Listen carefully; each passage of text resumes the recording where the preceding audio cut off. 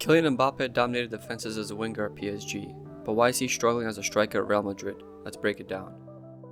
Looking at these heat maps, at PSG, Mbappe was most dangerous on the left flank where he could exploit space, cut inside onto his stronger right foot, and operate as a wide playmaker and goal scorer.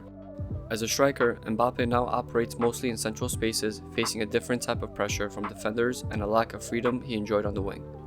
Here's the first example of his strengths. By receiving the ball out wide, he is able to isolate the defender and use his dribbling ability to go past him. In this clip, he stays away from the crowded area in the middle to give himself some room. The right back is stuck in between two opponents and eventually commits to cover the striker and leaves Mbappe with plenty of space. Again, he begins from a wide position. The right back is trying to warn his center back about the run since his back is turned. By this point, it's too late. Mbappe's speed and clever run, which came from behind the center back, has left the two defenders covering the same area. Another instance of Mbappe receiving the ball out wide, away from pressure. He cuts back and baits the defenders towards the ball before using his speed to get in behind. The defenders stop briefly, and this gives Mbappe the space to continue his run in behind. As a winger, Mbappe had the freedom to isolate defenders 1v1, was highly involved in the build-up play, and created space in behind for himself by using a striker's movements.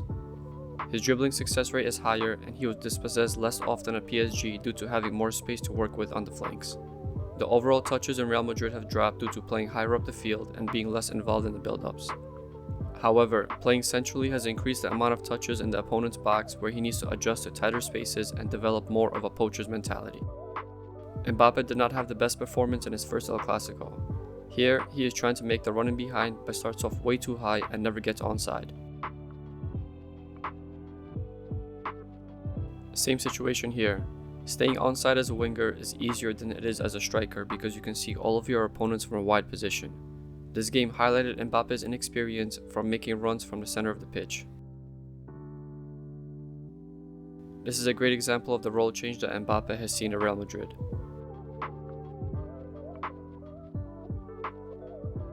Usually, he would be on the left wing where Vinicius is. Now, as a striker, he is acting as a decoy and has three defenders glued to him. He never receives the ball, but has created space for his teammates to get a shot off. These types of plays decrease his chances of scoring or assisting. It's not all negative though. Mbappe is still a massively talented player who brings quality to a team. Over here, he peels away from the center back and into a space to receive the ball. By doing this, he attracted the player who was marking Bellingham earlier and gave him freedom to receive the ball. The center back now steps up to Bellingham, which leaves space in behind for Mbappe to run into. This is similar to the things he was doing at PSG, but now from a central position. This is a proper striker's goal. He stays very patient and trusts his teammates to get the ball to him. Stays onside, has his back to goal, receives a lovely flick from Valverde, and finishes at one time. This was right after the Barcelona game. It looks like he is learning to time his runs better and starts a few steps behind the defender. He uses his speed to his advantage by staying onside and still getting to the through ball first. In these positions is where Mbappe brings something different. He has the speed to get to the ball and the technical ability to go past the defender, which is very rare for a modern day striker to have these days.